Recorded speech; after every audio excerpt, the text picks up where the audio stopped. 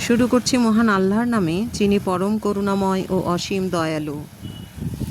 সূরা আদ-দুখান, আয়াত ৩৮।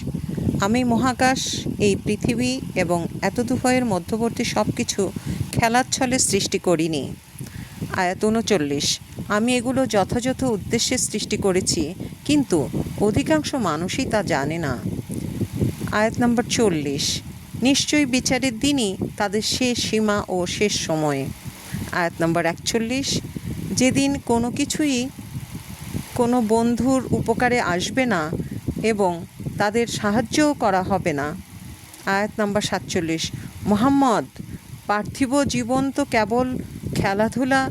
যদি তোমরা বিশ্বাসী হও এবং সংযম অবলম্বন করো, আল্লাহ তোমাদেরকে তোমাদের প্রতিদান দেবেন এবং তিনি তোমাদের ধন সম্পদ চাইবেন না। তোমরা জেনে রাখো, পার্থিব জীবন ক্রীড়া, কৌতুক, সাজসজ্জা, পারস্পরিক অহমিকা এবং ধন, মাল ও সন্তান সন্ততি লাভ